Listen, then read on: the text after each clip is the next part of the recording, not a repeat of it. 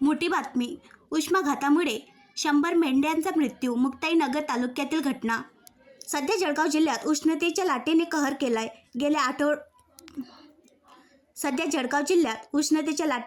केलाय.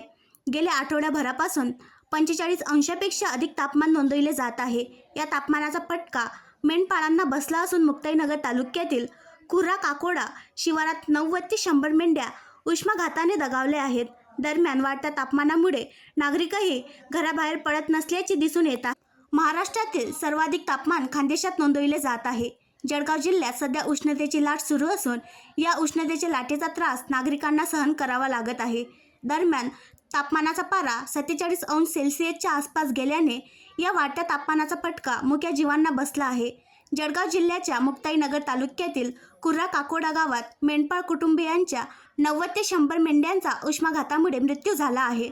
मुक्ताईनगरचे आमदार चंद्रकांत पाटील यांनी घटनास्थळी भेट देत मेंढपाळांसोबत संवाद साधला. त्यांनी तहसीलदार तसेच संबंधित अधिकारी यांना तात्काळ पंचनामा करण्याचे आदेश दिले आहेत. दरम्यान आमदार पाटील यांनी सदर घटनेची माहिती मुख्यमंत्री एकनाथ शिंदे तसेच पशुसंवर्धन दुग्ध व्यवसाय विकास मंत्री राधाकृष्ण विखे पाटील यांना व्हिडिओ कॉलद्वारे शासन व प्रशासन सर्वतोपरी आपल्यासोबत असून हवी ती मदत आपणास करणार या शब्दात मेंढपाळ बांधवांना दिलासा दिल्याची माहिती त्यांनी उपस्थितांना दिली. महाराष्ट्रातील सर्वाधिक तापमान जळगावात असल्याचे दिसून येत आहे. जळगाव जिल्ह्यात सध्या उष्णतेची लाट सुरू असून तापमानाचा पारा 47 अंश सेल्सिअसवर जाऊन पोहोचला आहे. या कडाकाच्या उन्हाचा नागरिकांना मोठ्या प्रमाणात सामना करावा लागतोय.